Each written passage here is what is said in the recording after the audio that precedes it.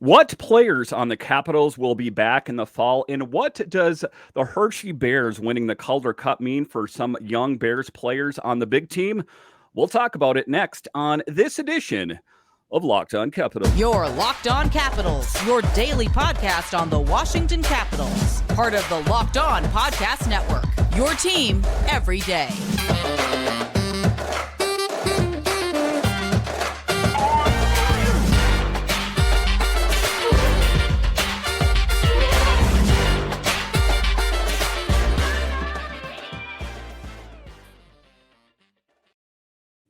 Well, hello and welcome into this edition of Locked On Capitals. I'm so glad you decided to join me today. As always, this podcast is free and available on all the major platforms. And I want to thank you for making this your first listen or view of the day. Yes, this podcast is also available in video form, so head on over to YouTube and check it out.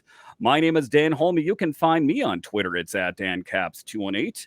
You can find the show on Twitter. It's at Locked On Caps. So in this edition of Locked On Capitals, we talk about the Capitals players and which of them will return in the fall. We know there's a lot of talk about Kuznetsov and Tom Wilson and Backstrom. How many of those players will we see on the ice when training camp starts? Then a little bit later in the show, we will talk about the Caps coaching staff and ultimately how will they make this Capitals team better? And then the Bears winning the Calder Cup. What does that mean for some of the young Bears players? Are they going to get a bigger opportunity? And that's where we'll start today. In this episode, we have Hockey Troll on the show from the Caps Chirp podcast. Hockey Troll, welcome back to the show. What's up, man? What's up? How you been? I love the new layout on StreamYard. Good stuff. Thanks a lot for having me back. I mean, I do have to ask, though, am I the frequent guest because you can't find anyone else or because you actually like talking to me?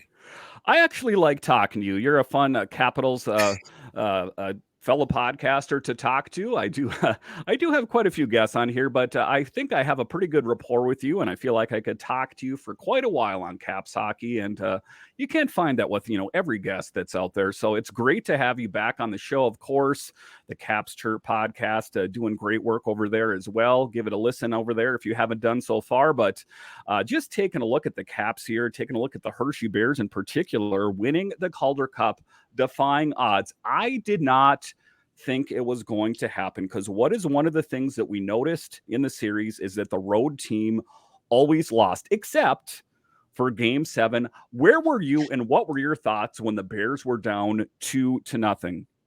Absolutely. So I'll be honest. I was following it, but I wasn't able to watch because I'm out of market just like you. But I was surprised. I knew they were going to get into the playoffs, and I had heard that they were pretty high up on the standings. And I was checking the standings, and the AHL, the minor leagues are just, they're brutal. They're tough. You could be leading a division, and one day, and then in a month, you could be completely out of the playoffs. So that's hockey, right?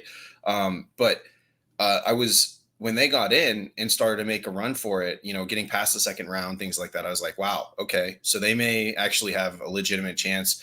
And lo and behold, all our hopes and dreams as Caps fans were nestled in the Hershey Bears, and they executed amazing stuff. I think it's great to see.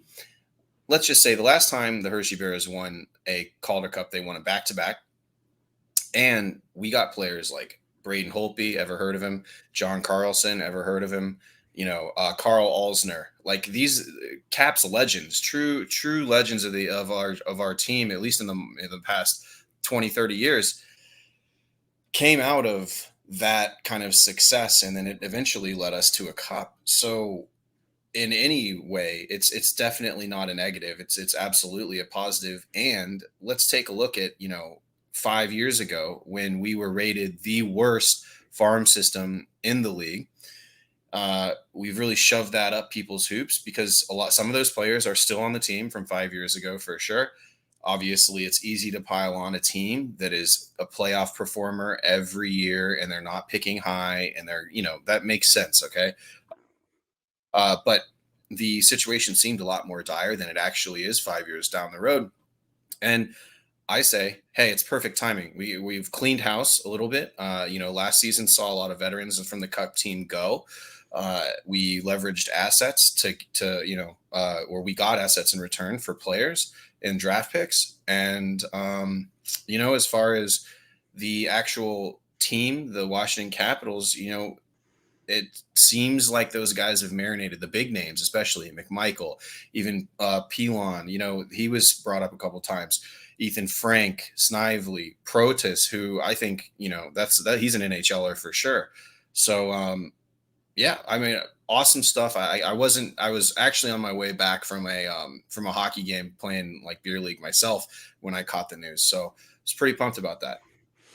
And it was a late game. It was one of the ones going into, I'm like, I got to work. I got to be up at 5:30 in the morning. What am I doing here? And then guess what? It went to overtime. So really great news, but it was worth it as the Bears found a way to win the Calder Cup, the 12th time they've won it, breaking an AHL record. So there are a lot of questions for the Capitals, a really great opportunity to showcase yourself in front of the Capitals top brass. See Connor McMichael, see Hunter Shepard, who got the MVP. Let's start here with Hunter Shepard, an interesting situation. He is a UFA, an unrestricted free agent. We know that Fucale is going to the KHL.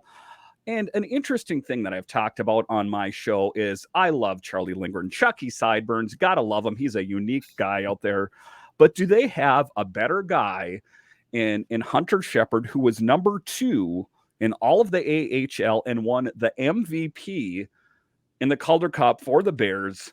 What are your thoughts on Hunter Shepard? What do the Bears and what do the Capitals do with Hunter Shepard?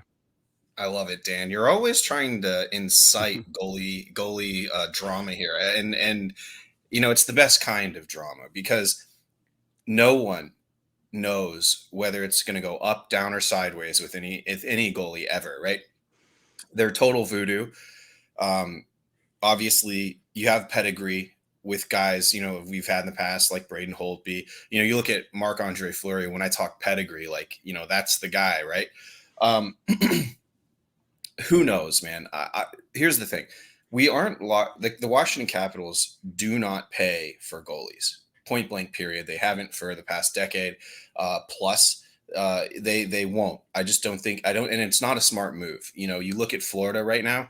How bad are they regretting a $10 million a year goaltender? Mm-hmm. They were strapped. They can't do anything right now unless they move a piece in front of him. And he's locked in for term too, which is even crazier, right?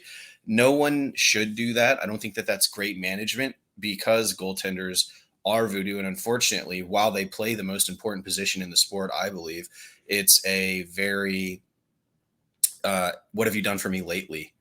Job assessment, right? So once they go by the wayside, it's easy to let go of a $4 or $5 million contract a year for 3 to 5 years rather than the $8 million for 8 or $10 million for 8. So traditionally, the Washington Capitals spend $8 million on goalies a year for the tandem. And we're about there. What made us so successful during the Cup run was that Holtby was the veteran, and then we had Grubauer kind of on a lower level contract. So we still have that. We still have that dynamic. Kemper's making the big money. Lindgren was a diamond in the rough that we picked up, and he's a bona fide NHLer.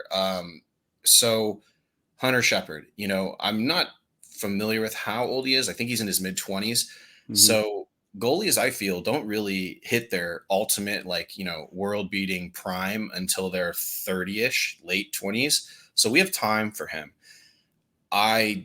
Unless an incredibly compelling offer comes through for either Lindgren or for Kemper, I really don't see us moving it. Though, again, the offer would have to be compelling. It'd have to be a top 6, top 2 winger for Kemper straight up. That may perk some ears up in the front office. Do I think that that's going to happen? No. But, hey, the positive sign here is that the Washington Capitals have had strong goaltending for damn near 20 years, if not more.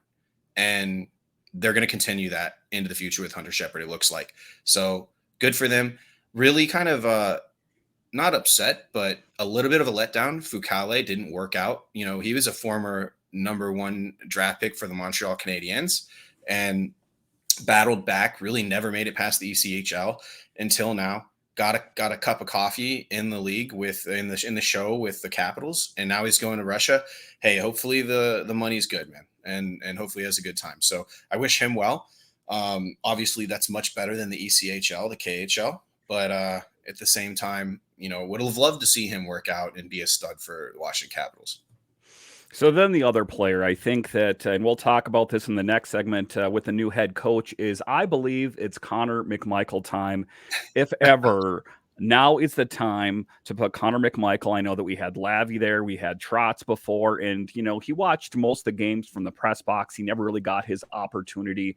This is his time to shine. And the thing I like about Connor McMichael the most is that he made the most of his opportunity. He was playing on the big team. The Capitals didn't really find his way. They sent him down to Hershey, and he's like, I'm putting that in the rearview mirror. I'm concentrating out on the task at hand, the Hershey Bears. Some of these guys, our heads get bigger than the room once they go up to the NHL. He eats a steady diet of humble pie. I love that about a young guy like that. And he made the most of his opportunity down in Hershey. That being said, I think that now is the perfect time to integrate him in there. The difficult thing is always, where does he fit? I don't want to see him relegated to the fourth line left wing when, his native position is the center position. I want Connor McMichael in there. I think all Caps fans do. Where does he fit? Yeah, I think the third line's probably the most natural. Crazy enough, the Washington Capitals have some sort of glut at the center position right now, which is tough for him, right? Strome, Kuznetsov, Backstrom, and then Dowd. And then, you have Craig Smith, who's played center in his career before. I don't know what's going to go on there. And I believe Connor Brown is a center, who remember that guy? He was supposed to be a huge deal, and then he got injured 7 games in. So it's tough, because I think Connor McMichael is entering his third and final shot. He's on his third strike right now, right? He got force-fed some minutes in the beginning, got sent down to Hershey as kind of a freshman, had a really good rookie year with Lavi when he was, 60 games in, and Caps fans want to talk about that are big McMichael stands. They want to talk about, well, he had with comparable ice time, he had the best stats and yada, yada. It's like, yeah, but he still scored like 12 points. So and then post his freshman year, he went through a sophomore slump. He got huge. He got way big coming in for his rookie season. His second season, I think you're right. I think he may have, the ego took over, the head got big. He thought he was a shoo-in for camp. But if you remember, and nobody really came out and outright said it, but McMichael almost got cut from the team at camp. And that's not how you want to enforce your, solid freshman year, right? Your rookie year. You want to come in in your sophomore season, and you want to build on that. I don't think he did. I don't think he did enough. The games that I saw him playing, and I think that's just kind of him as a player. He's not exactly a physical player. He's not a big player. But I think that eating that humble pie, going and winning a championship in Hershey, seeing how hard that was, and knowing that he had to play 2 ways, just as hard both ways, was key. The big selling point for Connor McMichael is his shot, I think, his creativity around the puck as well. So this is, and with a new coach, with a new regime, this is, I think, his final straw for management. So he needs to come in, make the team out of camp, be in peak physical form, hopefully maybe even a little heavier, and absolutely dust people in camp. And then we would love to see him either be the first call-up or part of the starting lineup in game 1 of the regular season for the Washington Capitals. And that's just phase 1 of his battle this season. He needs to maintain that level of competitiveness and continue through and stay in the lineup. And that's going to be a struggle. I think it's going to be hard. The NHL's, players talk about making the NHL is like the best day of your life, right? But what they don't talk about is how hard it is to continue to stay, because there's always a younger guy, a bigger guy waiting. And then, it's nothing personal, but he wants your spot. And that would be on the team next year, as it stands right now. He's the first guy you're sending down because you got him on a 2-way there. Yeah, it's a tough position for the Capitals to be in. We don't know what's going to happen during free agency as we are recording this in June here. So it is going to be an interesting to see what the Capitals do. I really hope that this is Connor McMichael's year. And if not, then I think that, they should explore other options, but I want to be all in on Connor McMichael. All right, so coming up here, we will talk about the Caps coaching staff. As we know, they hired Spencer Carbery and Mitch Love.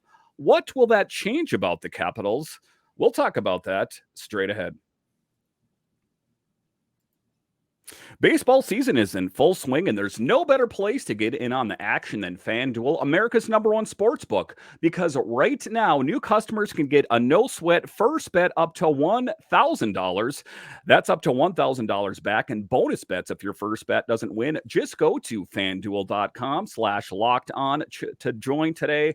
And guys, even if you're watching a game and it's not that exciting, if you got a little bit of money on the game, it makes watching the games that much more exciting. So don't miss your chance to snag a no-sweat first bet up to $1,000 when you join FanDuel today. Just go to FanDuel.com/locked-on to sign up. FanDuel, official partner of Major League Baseball. All right, welcome back into this edition of Locked On Capitals, part of the Locked On Podcast Network, your team every day. Make sure and subscribe or follow Locked On Capitals wherever you find your podcasts and on YouTube. I have a lot of great guests lined up for you, like Hockey Troll today, lined up all summer, so make sure and subscribe to Locked On Capitals today. In this next segment here, we are going to talk about the Caps coaching staff, and I am excited, really excited this year. Spencer Carbery, the new head coach, 41 years old, the youngest head coach in all of the NHL. And why am I excited? Because he has a rapport. He was a coach for the Bears. He was a coach for the Stingrays. There's a rapport. He knows Connor McMichael. He can take the face off the clock and look at the gears and tell you what's going on with him. I do think that this is a good coach. And then we find out that Mitch Love, who was hired from the Calgary Wranglers, who was the AHL affiliate for the Calgary Flames there. I'm excited. How excited are you about the new coaches already so far being named for the Capitals? I'm excited to watch what happens. I am cautiously optimistic. This is, well, so here's the thing. Halpern, right? He was the probably #1 contender with Spencer Carbery. The difference, though, this is the right. I do believe it's the right hire because Spencer Carbery has head coach experience in the past. He has won the highest honors in every single league that he's been in. I think with the Stingrays, he captured a championship, but I don't think he did with the Hershey Bears, though. They were a playoff team year in and year out. He definitely won Coach of the Year in each league. So I think, I'm happy about it.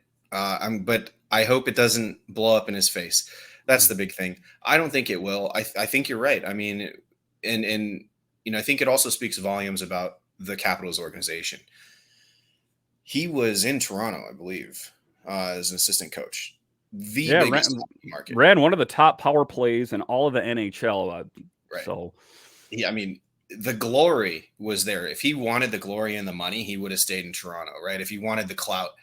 Instead, he said, look, at this point in my career, I want to come back. And technically, it's a homecoming, a return to home, right?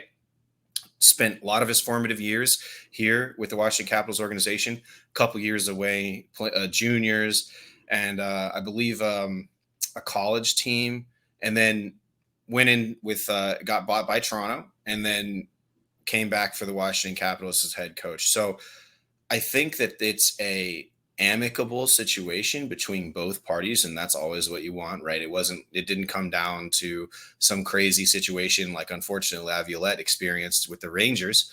I first want to also put to bed, I don't believe that Lavalette was sandbagging the young guys. I just don't think that he thought they were ready, and I think that he was right for a lot of that. And lo and behold, he's going to go to New York and have to play a ton of young guys because those guys are all studs. When it comes to Spencer Carbery, I would expect him to be a little bit more open to a younger player, but he's not just going to play young guys because young guys are there. He's got to, obviously, he's shown his developmental knack, right? Can he win a Stanley Cup? Who knows?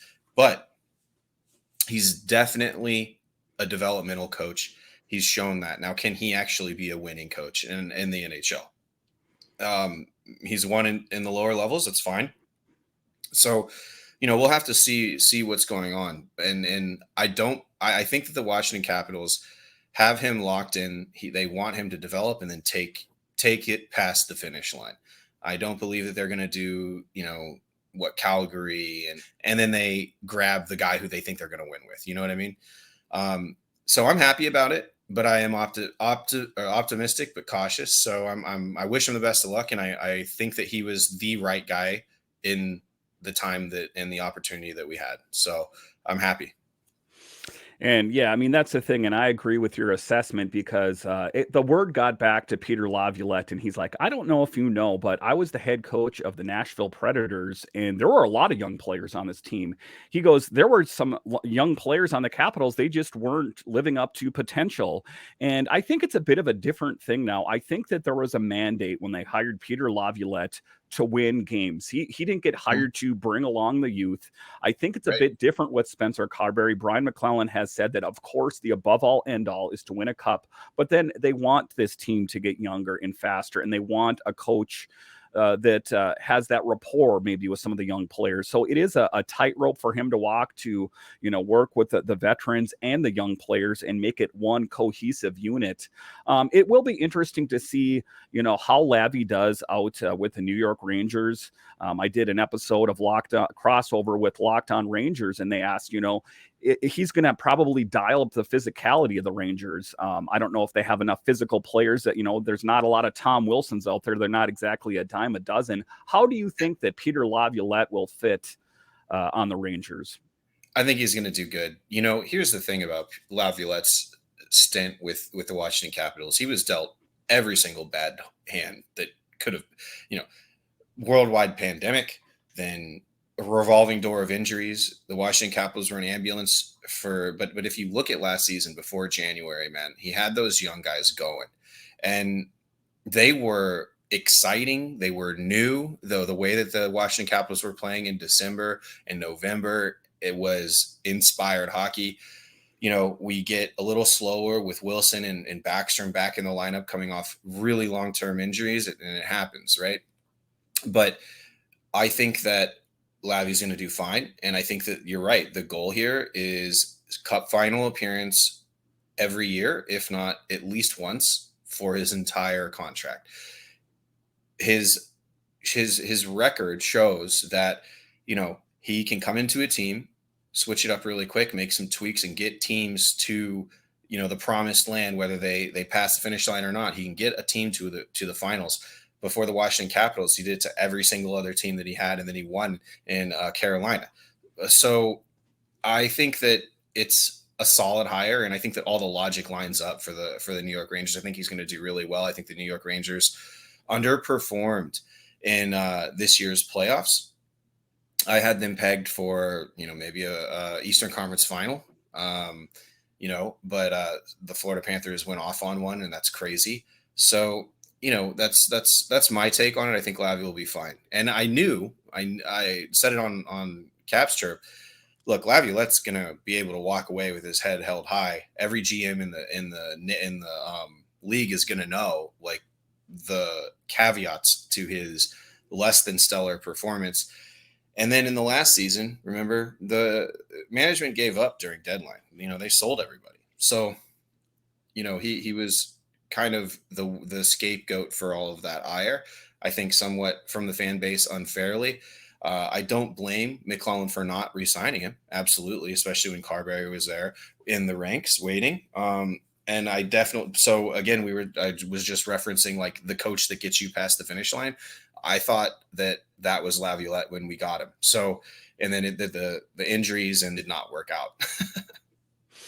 So, and then the other coach who was added, Mitch Love, who's going to take over the defense. Just taking a look at his playing record, when he was a player, he was known as a pest, as an instigator. I like those kind of players. I don't know how that's going to translate to his coaching, but he took the Wranglers to 2 consecutive Pacific regular season titles. So the guy knows how to win. He knows a thing or two about hockey, and I'm excited to see what he can bring to this team, and also excited that no more Blaine Forsyth and the slingshot every time.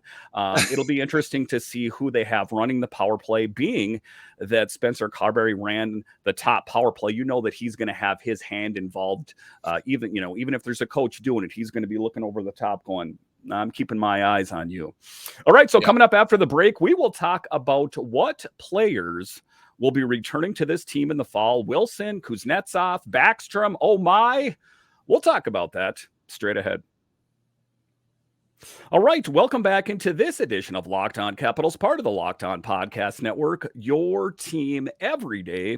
So some interesting things as we are coming up on free agency. Again, we're recording this in June before free agency, and there are all sorts of rumors swirling out there about the different players that could be coming and going from this team.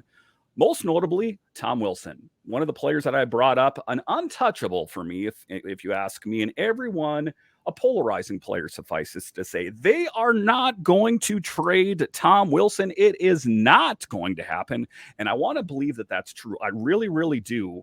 But then Stephen Wino, who works for the Associated Press, was on the Daily Face-Off with Frank Saravalli, and he said, what is one trade that could catch Capitals fans by surprise? And I thought, Kuznetsov, Mantha. He said Tom Wilson. And I know it's not from, Stephen Wino's mouth to God's ears, but he works for the Associated Press. It's not like he's writing a blog in his parents' garage. He's legit. He's covered this team for many years. I respect the dude. But it is interesting. And then I listen to the other insiders. I hear Sammy Silber and I hear, Wyrick and all these guys out there saying it's not going to happen.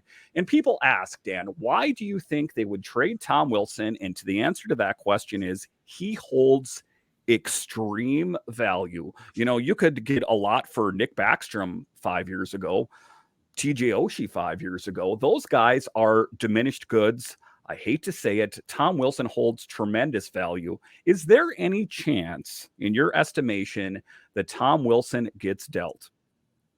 Yeah, I think that Wilson gets dealt if we can get like Pasternak or some big name player, any of the top guys from Tampa Bay, right? But that's not going to happen. It's not. Tom Wilson, let's just break it down by the numbers. I don't believe he's eclipsed the 30 goal mark yet. He's an absolute leader and an incredible player and a gifted skater and a body checker as well. He's coming off a pretty severe injury that saw him take a lot of time off there. And I think that this is really the overarching theme of the Washington Capitals players right now, is that they're making too much for what their potential upside could be. Do I think that Tom Wilson could be like a 60, 70 point guy? Absolutely, especially on this squad. But at the same time,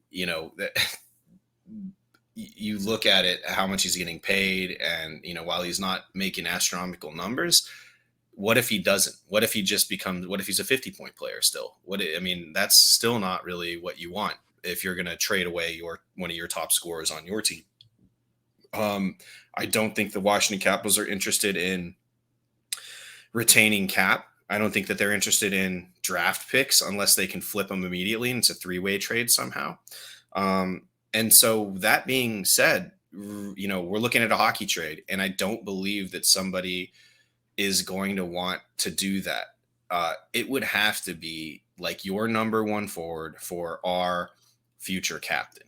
That's how I would have to look at it with Tom Wilson. And I really just don't think there's an appetite for any of the teams out there to do it. So basically what I just said was that, McClellan's a businessman. He'll go out and make a trade if it makes incredible sense and he's the lopsided winner in basically all dimensions. But I don't think that's going to happen because, remember, and this is the thing about trades, the other team needs to get better too, right? It's very rare anymore that you see like teams panic and have to kick guys out due to cap. That's just mismanagement, right? But so yeah, I think that I think it's good for clicks. That's what I think that rumor is. And I don't buy into it. I do think that Tom Wilson is the next leader of the Washington Capitals, the next captain after Ovi's out. I think that, he's just that guy. And St. Thomas, I don't want to see him go. I'll be honest. I would, especially think about if it was to a division rival. Good God, would you want to play him 4 times a year? No. So I think it's all buzz. Armchair GMs on Twitter, they can pontificate, speculate about it as all they want, but I just don't think there's anything there. It doesn't hold water. So far, right now, all I know is that the Kings have, quote unquote, kicked the tires on them. I've also heard different rumblings from RMNB about the Toronto Maple Leafs. And, people bring up that it could never happen. They would never, ever do it. Say that to Wayne Gretzky. The great one got traded. So anything is possible. And don't get me wrong. I love Tom Wilson. I have his jersey hanging up behind me 9 times out of 10. You have a picture behind you there. I love the guy. I don't want to see it happen. All right. So roll on to the next player here. We'll talk about Evgeny Kuznetsov. Like everything in life, there's 2 sides to every coin. So the one side of the coin, let's say the head side here, is that Kuznetsov said that he wants out of town. He's discontent. He's not happy here. The flip side of the coin, however, now is that there is a new sheriff in town, and his name is Spencer Carbery. I think it's at least worth giving another go-round with Kuznetsov, with Spencer Carbery. I think there was a disconnect between Kuzi and Lavalette, and I don't think they just were on the same page together. And I also think that Kuzi was sulking that he wasn't, always the top-line center anymore, and that, he's kind of seeing a fall from grace. The interesting thing about Kuzi for me, and he said this in articles, he goes, if I wanted to, I could be one of the greatest players in all of the NHL. I just don't want to put the work in. That's quite an interesting thing to say for a player that gets a sweater every night in the National Hockey League, most notably the Capitals. But for me, this was a guy that was in the top 3 in goals 2 years ago, a hot and cold player. What do we do with the Kuznetsov situation? Do we give him 1 more year, or you want out? There's the door. Thank you for your contributions to this team. Again, I don't think that we're going to find a trade partner who's going to want to give up what we want in return for Evgeny Kuznetsov, based upon his previous performance. And his, the past 2 years have been 2 down years for him, right? I mean, he's and to address your I could work it. I think that he was being more flippant there, but it is a funny quote because he did say it. You look at him and his antics off the ice. He to put it honest. I mean, I love him. I think he's an incredibly gifted player. I love his personality, and I like Evgeny Kuznetsov as a player. I do, and as a person. But at the same time, you've got to have like a whisperer for Kuznetsov, I think. And hopefully Carbery can do that. I definitely think that Evgeny, because he can be a superstar in the league, don't get me wrong. But hopefully, he in recent years had that off-ice drama with the drugs and everything else. He couldn't keep his nose clean, both literally and figuratively. I think that, this should be kind of, he's had a couple years to straighten it out. Either you become a superstar or you don't, right? A la Alexander Semin, right? So with that being said, when the reality of the situation is, people might want to I think the best that Evgeny Kuznetsov could fetch right now would be like a 2024, 2025 first round pick at most. I don't think that's a stretch, right? So any hockey trade is like maybe a return for somebody that is a diamond in the rough and underutilized on a team, but those are very rare to be found. If anything, I think that it would be us packaging a first round pick with Kuznetsov, and then the pity, hey, Mantha, take Mantha as well for one player, top 6 player if we were lucky, unfortunately. So, but again, we do have that glut at the center position. Maybe return a center, or maybe return like a high scoring winger. Maybe it becomes something good. the other team gets Kuznetsov, Mantha, and a pick, and then maybe a prospect as well. I mean, you really have to sweeten the deal with those guys because both of them are underperforming. Yeah, and it's a tough thing to know what to do with him. That's my stance on him right now as we record this in June. I say give him one more year. We got a lot of money invested in the guy. He makes, he's in the top paid player on the Capitals, so it's not like someone's just going to be wanting to jump in on that. And then there's salary retention, and I'm not against salary retention or any of that. Listen, Hockey Troll, I want to thank you once again for joining us on this edition of Locked On Capitals. Where can we find you online? Absolutely. You can find me at Hockey Trollin with an IN. You can find the Caps Chirp podcast on all social at Caps Chirp. Thanks a lot for having me on. It's always a pleasure talking and keep fighting that good fight, man. I can't believe you do this every day. You're super consistent. And, hey, you're bringing the good news to all of the Caps fans. So I really appreciate you having me on. It's always good talking.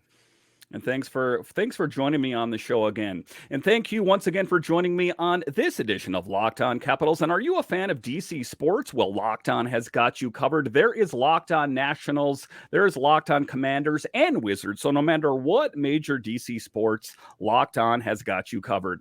All right, once again, thank you for joining me on this edition of Locked On Capitals, part of the Locked On Podcast Network, your team every day.